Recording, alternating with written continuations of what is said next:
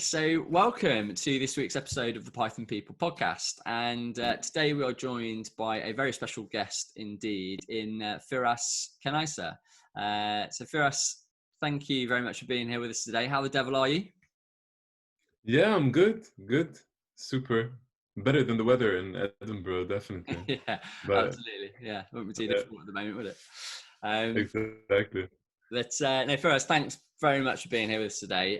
So for those people out there that haven't had the chance to make your acquaintance as of yet, to give you a brief intro, you are the head of decisioning for Standard Life Aberdeen, and also you're on the chair for the DMA Scotland as well. And I know that you run some really interesting programs and initiatives around data. In particular, I think you run a program called the Value of Data for DMA Scotland, which no doubt we will we'll get onto and have a good chat around. For sure. But I'd like to start, if I may. So in our first chat that we had a while back, you gave me kindly told me a bit about your sort of career to date and your story and you know how you kind of arrived into the world of data. And without putting too fine a point on it, I think it's probably one of the most kind of interesting routes that anyone's sort of taken to get into the world of data. So if you could start by maybe giving us a bit of an overview of your background and how you've arrived where you've arrived, that'd be awesome. Sure. Well, I mean, I graduated from university in Lebanon. That's where I come from, in marketing and advertising. So I was you know, very early on, kind of into the marketing space. And the reason actually I chose marketing was because I had zero business acumen, and there was no way I was actually going to go hardcore and do something like accounting and finance. But I realized I need to kind of have some kind of business acumen, and I had this really strong artistic side to me. So I'm like, okay, so maybe advertising and marketing might be the option. And a friend proposed it at the time, and so it kind of made sense to me. So I started off in Dubai actually, because I couldn't find a job straight out of university in Lebanon. So I started off in what was uh, probably the only direct marketing agency, true direct marketing agency in Dubai. And because it was so unique and one of a kind, we had an amazing list of clients. I mean, I cut my teeth on, General Motors and Nestle and 3M and Sony and all of these big brands where, and if I were in London, for example, it would be very hard for me to kind of, work on such a large and diverse number of accounts of such big brand names. So I was very fortunate to get stuck there, and then that kind of led me very nicely into the world of CRM, because I kind of was running campaigns and I was using data, but it's like, okay, but why are you using it, and what are you trying to what are you really trying to do?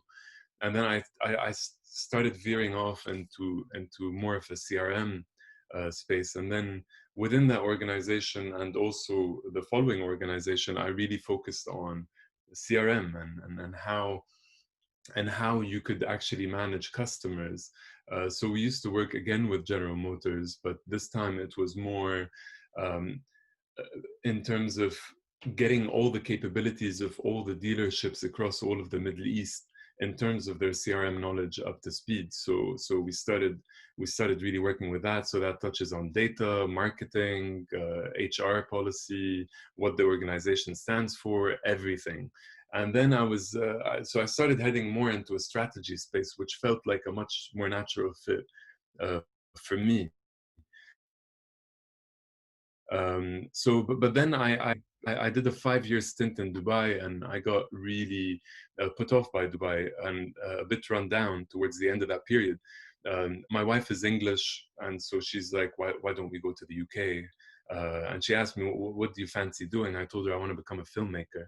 So I actually came to Edinburgh because of a scholarship that I was offered to become a filmmaker. And I was effectively a filmmaker for 3 years before getting back into the world of marketing. And it was really interesting when I did, because film kind of taught me that um, you could do a lot with very little money. And whereas I was kind of used to like the large corporate space where lots of money was being spent, so it became even more powerful for me to kind of question why are we spending all of this money on this stuff, and like audience engagement and stuff like that within, even if you have a very small budget film or a documentary that you're working on, you really need to be able to capture your audience. So then it just empowered me even more within this space. And I was very fortunate to get a role with Clydesdale Bank in Glasgow,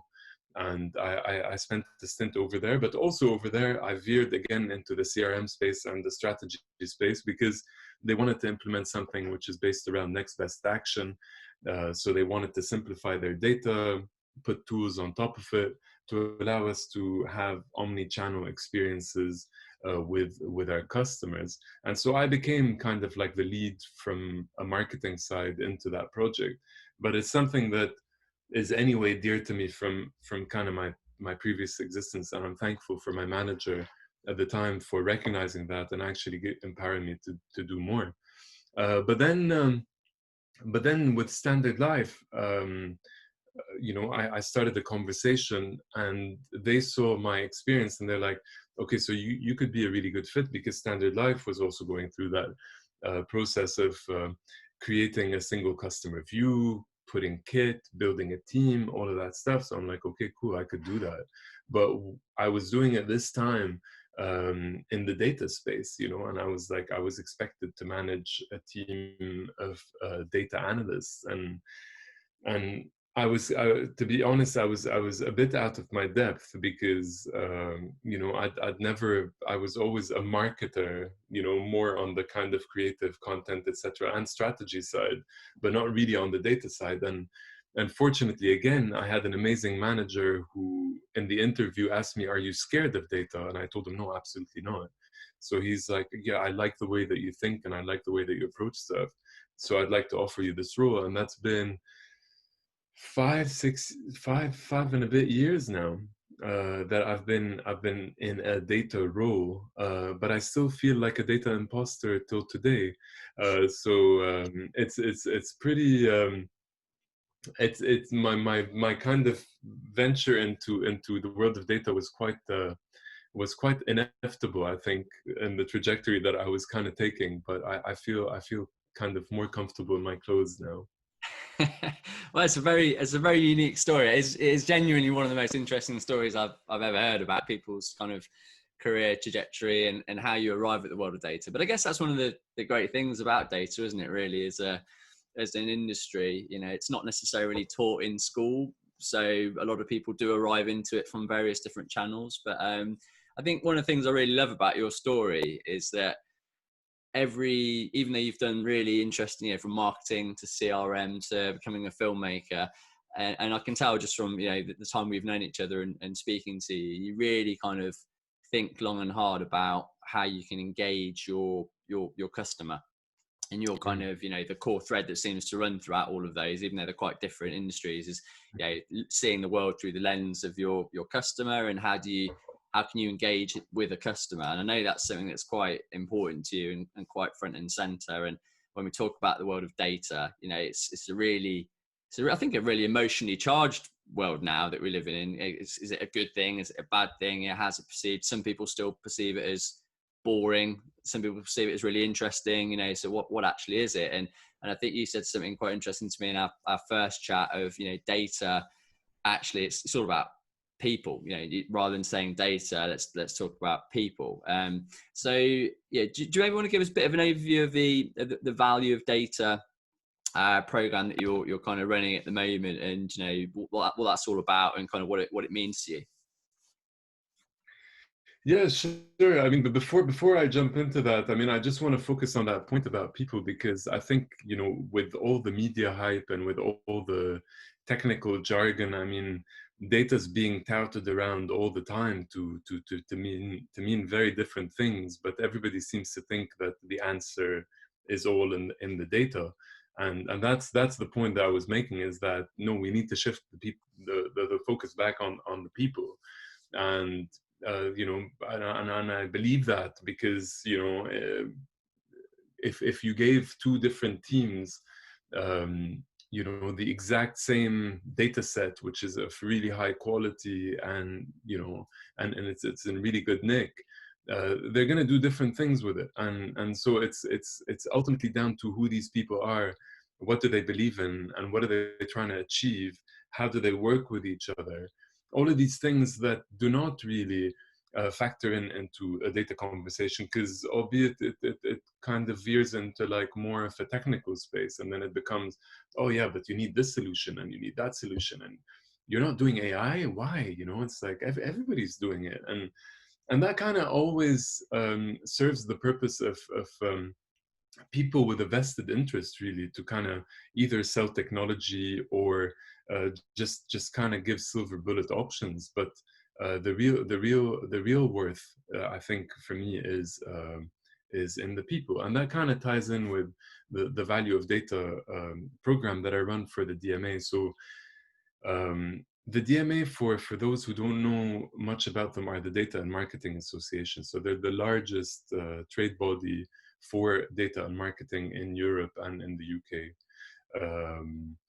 The thing that I really love about them is they're always focused around the customer. Is whatever the DMA does, it's about how do we deliver a better customer outcome. So they are effectively, you know, one of the most forthcoming customer champions, really, in our industry. And that's why intrinsically I'm kind of linked to them, because we share the same passion around the customer. And so you know, the DMA do a plethora of things. So they've got something called the DMA code, which is kind of like the gold standard for how do you do data and marketing. So everybody that is a DMA member has to go through an audit process where, you know, they run the organization through the code, and if you're successful, you become a member. But also they set best practice for the industry. They also lobby for regulation around data. For example, they were heavily involved in GDPR legislation, supporting the ICO, and on a number of subjects. There's a lot of lobbying that happens to make sure that the right outcomes for the customer are achieved. But also the DMA is a place to kind of celebrate talent, bring talent into the industry.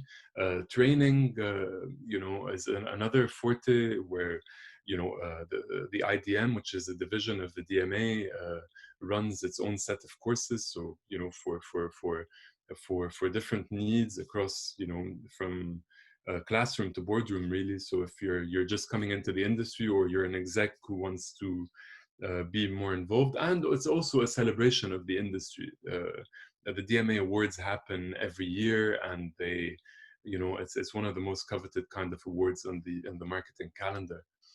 So to go back to the point of customers, like I'm intrinsically linked with the DMA. So I took on the leadership of DMA Scotland about 2 and a bit years ago, and we needed an agenda, because I wasn't just gonna accept the fact that there's this, you know, ivory tower in London that comes up with all of these wonderful ideas, and then all of a sudden everybody else around the UK has to go, oh yes, of course, because you guys know everything down in London, you know.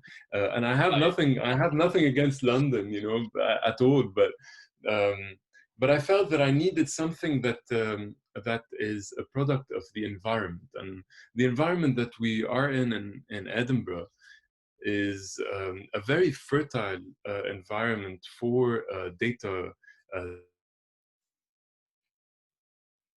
talent and very lofty ambitions in terms of you know, becoming the data capital of Europe. So there was a deal that was signed between Nicola Sturgeon and Theresa May back in the day, which is called the Edinburgh City and Regions deal, which is around making Edinburgh data capital of Europe. That involves creating, you know, world-class infrastructure for data. That involves creating new talent, training up people to become to have more data scientists, but digital skills is a kind of a large part of that, but also supporting startups in that space. So there's a lot of investment which is happening surrounding the universities to really push Scotland forward. And the beauty, I think, of Edinburgh as well um, is it's a very small place. So the players within, whether it's within the large corporates, fintechs, academia, government, is there are only a few key players. So actually, it's very easy to navigate the scene.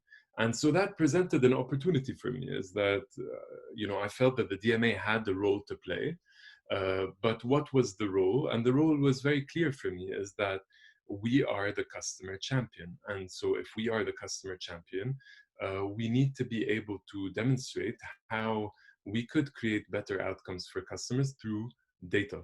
So I created something called the Value of Data campaign along with DMA Scotland members 2 years ago. And the initial question that we set out to answer was, what is the actual worth of data? Does data have an actual value? And that was the initial kind of, kickstart for the whole thing. But as soon as we really started with that initial premise, which is a very troublesome premise, because that premise, is hindered by very antiquated accounting principles. Is that data has no place on the balance sheet, whereas, for example, something like brand does have a place on the balance sheet. Why? Uh, so if I am a CEO in a company, you're telling me to invest in data. Why? Am I able to answer if this is an asset and everybody wants to treat it as an asset? Why is there such vagueness around valuing this thing, which seems to be the kind of fuel that businesses run on? But then there are multiple questions that kind of naturally lead on from that, and we're kind of evolving the campaign really based on these questions. So the immediate question after that was, how could you look at value of something without actually questioning the values? So as a customer, I met with a plethora of different services, different clients. My value choices are not necessarily just monetary. I have the opportunity to align myself to brands that I feel represent me in some way. Nike, for example, was really good with that, taking a brave step in that direction with, even predating the Black Lives Matter movement, through, highlighting people like Kaepernick, the American football player who started kneeling in football games and caused a huge uproar, just to kind of, and now we understand that kneeling has a connotation in the way that the police force treat black Americans. And so that Nike took that as a value to say that we will stand up to these kind of injustices that are happening, and we're going to celebrate them. And that polarized Nike's customer base. So the people who were really pro, the heavy use of force by the American police, they went against Nike. But then again, the counter effect is that the people who did believe in these values actually became more attached to Nike and really connected with Nike on a very deep level, and that was reflected in Nike's share price. So what I'm saying is that brands cannot be vanilla, and brands need to have values, and these values are intrinsically connected to what, as a customer, we believe is something of value to us, and we can't separate really the two together. So that really spurred us into a different kind of part of the campaign, where we started thinking of data as a force of good, and we really believe that data could be a force of good. So GDPR is a force for good. It's an industry a standard that kind of, puts the line in the sand that this is what you need to do on a very basic level. But what the kind of problem that we are dealing with right now is that regulation will always be behind the pace of technology and the way the speed of things is kind of going forward. So actually, regulation, even though it's really helpful, is not enough. And this is why we are witnessing, a kind of a propelling of ethics, into the mainstream. So people are openly discussing the ethics of data and the ethics of organizations, because it's really important to use tools that are tangible when you can't kind of like just sit around and wait until the regulation comes in place. I'm not underplaying the role of regulation. It has a very important role, but it will always be lagging. And so then the onus comes back onto the organizations and onto the people in these organizations to say, so what are you about, and how do you want to manage your data, and do you care about how do you manage your data? Do you want to be transparent about it? Do you want to give customer more ownership about it?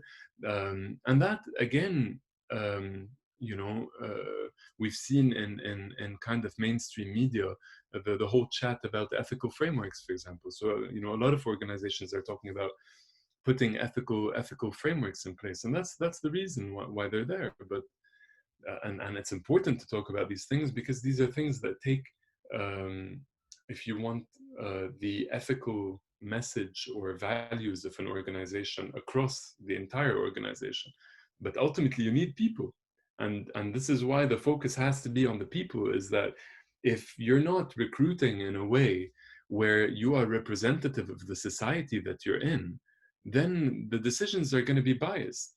Same thing with your data. If the data that you have contains some kind of biases, historical biases, then you're creating problems for the future. I'm sorry, I'm on a massive rant now, but It's very interesting. there's a wonderful book by by Cathy O'Neill. It's called Weapons of Mass Destruction, which was way before like the Black Lives Matters movement. And she talks about historical biases in data and algorithmic biases, and how not only do they kind of ensure that we've historically done injustices to different groups within our societies, but that we will continue to do that in the future, and we will continue to do that into the future unknowingly, because we're not really going under the bonnet to take a look at why we have these algorithmic biases.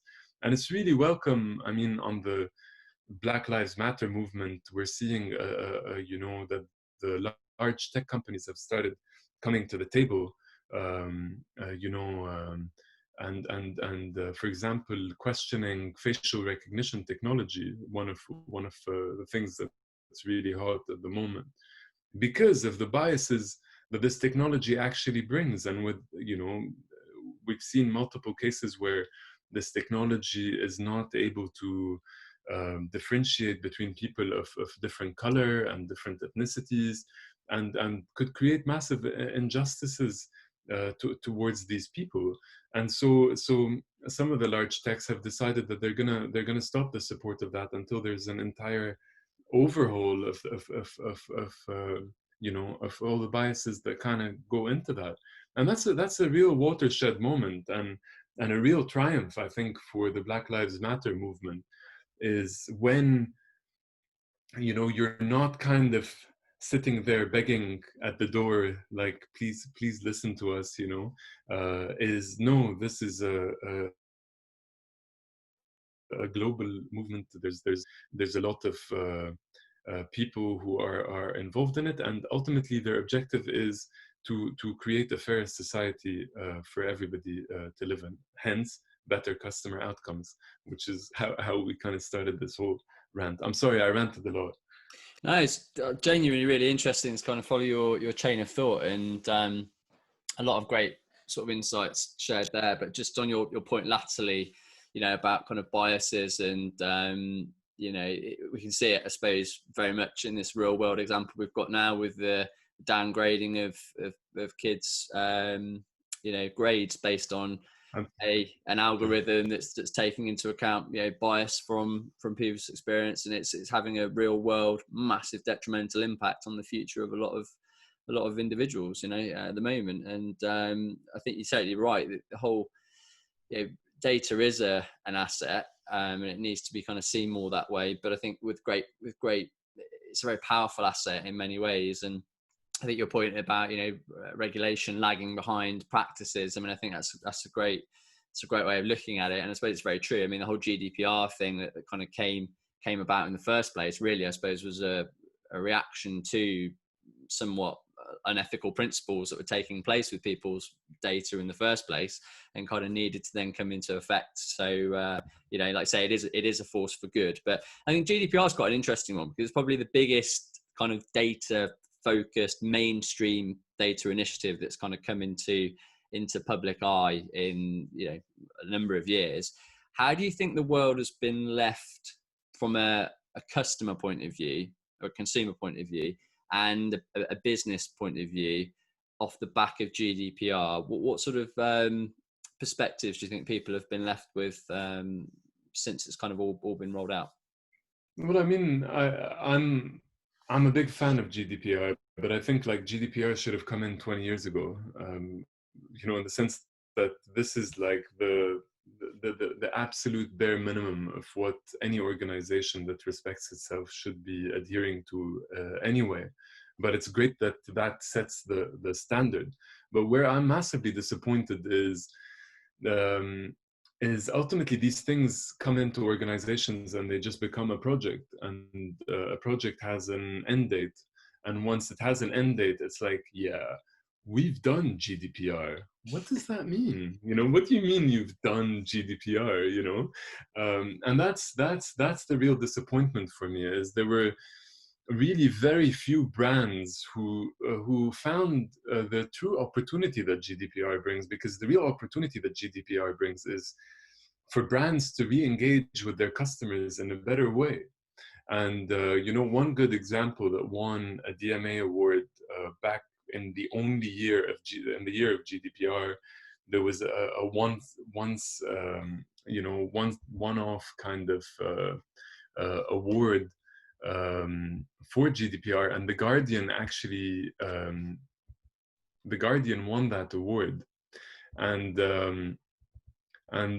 the way that the Guardian positioned it was, they chose it to be an opportunity for them to re-engage totally with their customer base. So they created videos explaining to customers what that tangibly means to them. But it's very critical for a service like The Guardian, because without them going through an extensive re-permissioning exercise, then they lose their customer base. But in the way that they did it, they managed to not only have a massive uplift in terms of the re-permissioning targets that they'd already set out, but they had customers who weren't using different Guardian services actually start considering using different Guardian services on the back of it, which goes back to the point that if you engage and you choose to engage with your customer, the Guardian were very adamant on transparency and on giving the customer the power over their data to do and to choose what they want to do with it. And that landed massively well. But that's one example. And unfortunately, the multitude of non-examples, I think, is where my disappointment actually comes, is that it was a real shame, because it was an opportunity for brands to kind of hit the reset button, and say, I wanna engage with my customers in a better way, and this is my opportunity. Yeah, totally agree. I think for a lot of customers, when GDPR came out, it was almost a step too far, insofar as it kind of made people a lot more aware of. I totally agree with you. It's a force for good, and it kind of needed to happen. like I say, probably should have happened a long time ago. But I think it made a lot of customers realize, actually, I think data now is a very emotively charged word, because it's, you know, it's about trust, isn't it? And I think a Absolutely. lot of customers have got to a point where they've kind of really lost confidence that their data was being handled in the right way, and almost feel like they're being exploited through the sort of, you know, sharing of their data, versus actually, like you've said, you know, the companies. And I also think from the company perspective as well, a lot of companies thought, oh, hold on a minute, this is a project, it's it's a load of faff that we've got to do, it's a load of admin, and, you know, and actually it just means we're more limited now, and we've got to you know, engage in this much more narrow way with our customers, you know, because there's all these ethics involved.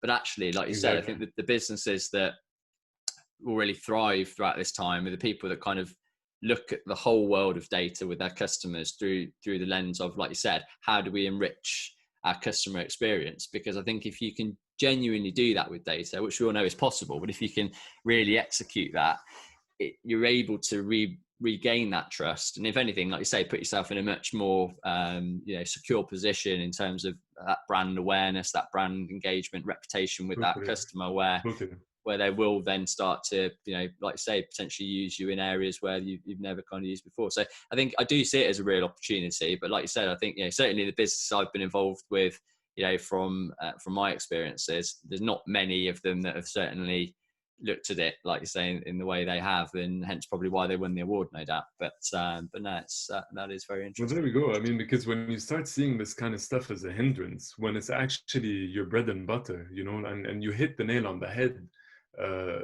you know, on when you're looking at trust, is that I really believe that you know, a lot of brands could regain, you know, the trust of their customers through their data practices, you know, not just through, you know, really warm, cuddly, fluffy stuff and messages, you know, that they give their customers. That definitely has a role to play. I'm not undermining the role of you know, kind of promoting you know, really positive messages, but these need to be underpinned, and they need to be underpinned with you know, good data practices, you know, and that's how you regain the trust of your customers. I mean, you know, if you go back, you know, back to the beginning of, for example, us having Google services, you know, none of us, we all thought that we were getting a free email address. And we're like, oh, cool. Okay, so you subscribe to this and you get a free email address. And then years later, we realized that, all right, okay, so this is all for advertising. Cool.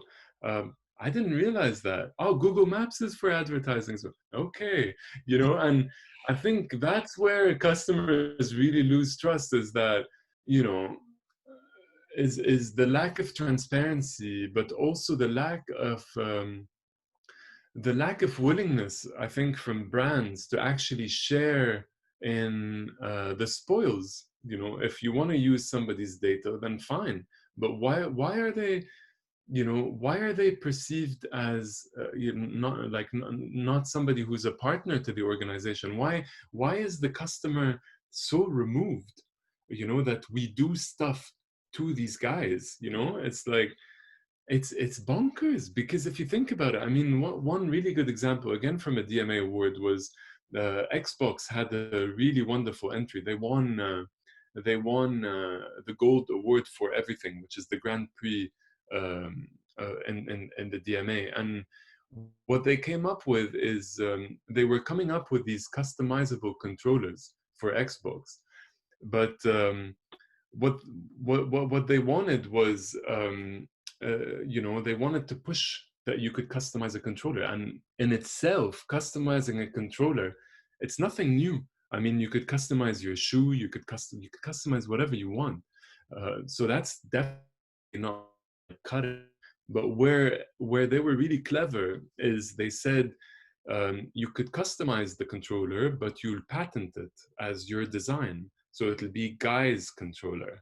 And so they galvanized a whole community of gamers who were designing these controllers. But then when a controller sold, they would actually pay they would pay the designer of the controller. Uh, and it is a token amount of money. It's not like they're going to become millionaires from designing a controller. But what they created was a sense of we're gonna do this together, and you will be rewarded for your contribution. And lo and behold, I mean, the marketing was ingenious, because they kind of had to go to, you know, gamers blogs and YouTube channels, and all these like guys who have like, you know, millions of followers are all of a sudden like buy my controller and whatever. And you know, and the controller was selling. So actually the advertising that came on the back of it was actually all user generated content. But what was interesting is the customer in this instance was deemed to be a business partner. And that's what the customer really is. You know, they're a stakeholder in your organization. They're not just something that, you know, you do stuff to, like words like customer, but even more damaging is consumer, is you know, is the assumption that there's somebody over there that consumes something that you produce. But we don't live in that kind of a world anymore. You know, you post stuff on Facebook, you put stuff up on YouTube. You know, we use LinkedIn to put our content. We are content creators. So why are we not being viewed as creators? We're viewed, you know, most of the time as a customer, we're viewed as someone at the end of the chain that we have, you know, we push stuff onto them. Yeah. Yeah. The whole equation needs an overhaul.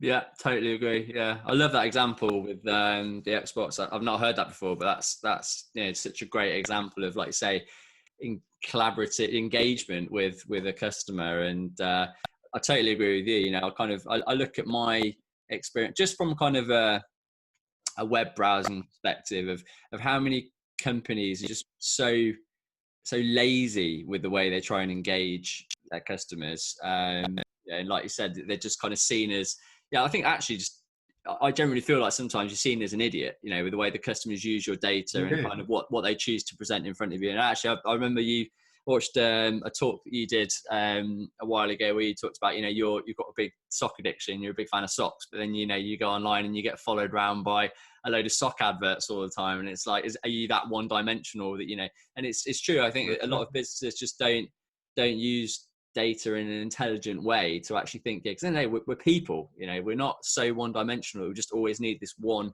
you know, one message in front of our face all the time to make us buy, because it just, we all know when you get those kind of experiences, it has the total opposite effect. You know, it's yeah, you've got to be present. Yeah, it's about the right experience. So no, I think it's really interesting, and you know, like just your whole thought process and how you approach things, I think is really refreshing. And I guess I always like to kind of wrap up any podcast with asking, you know, if there's one piece of advice or kind of a number one lesson, I guess, that you kind of like to pass on to either companies or, you know, just anybody really, from your own kind of personal experiences around your interactions with data. Is there kind of one key takeaway that you like to pass on to your fellow person? Well, I guess, I mean, my only message is don't be scared of data. I mean, you know, I've seen it in so many different companies, you know, where you have people in marketing departments going, oh my goodness, like I need to have a data conversation, or, you know, these data geeks, like what am I even gonna talk to them about? You know, I don't know how to speak a language. Just don't be scared. You know, just get stuck in. There's nothing scary about it. And actually, the closer you get to it, you're increasing the likelihood of creating a better experience for the customer. And that's a real blessing in kind of working, you know, in with large brands and within the kind of corporate space, is that, you know, you're able to create a much more positive impact on people if you took a bit more notice and not just leave it for, you know, a bunch of people who know data. So yeah, my message is just don't be scared. I mean, I had the privilege of, and now I've been in this industry for 5 years, and it's been a fantastic ride, in terms of just, you know the the ability to make such dramatic change, not only to your customer, but your customer ultimately is a person, and this person lives in a society, and they have a family. And so by doing the right thing for the customer, you're doing the right thing by the entire society. You're creating a better place for everybody. So please take some notice. That's all I'm saying. And don't be scared. Yeah, I think it's a great final thought, and I totally agree. I think the world of data now, it feels like it is becoming far more front and center for a lot of businesses, and it has really evolved, and it's gone from where people were afraid of this. Well, I'm not a data person. I'm not a numerate number cruncher, and it's like the people that are getting it right now, and people like yourself, where you're looking at the world through. It's not data, it's people. And we need the numbers to be able to support that. But it genuinely, everything we're doing is about enriching experiences for our customers. Yeah, I totally agree. I think that's a very refreshing approach, as I say. But well, Firas, I think you and I could probably fill about 15 hours worth of podcast time. So I'll try and wrap it up where we are now, because I think we always probably go on for longer than we should. But no, it's been really great speaking to you. Thanks very much for your time, and thanks for coming and sharing your really great, unique perspectives. And yeah, look forward to catching up with you again, and seeing how you. Best of luck with the program, the initiatives with the DMA. I'm sure you'll go on to even more exciting things. And yeah, look forward to catching up with you soon. Absolutely. Okay. Thank you, Guy. Cheers, mate. Thank you. Bye for now.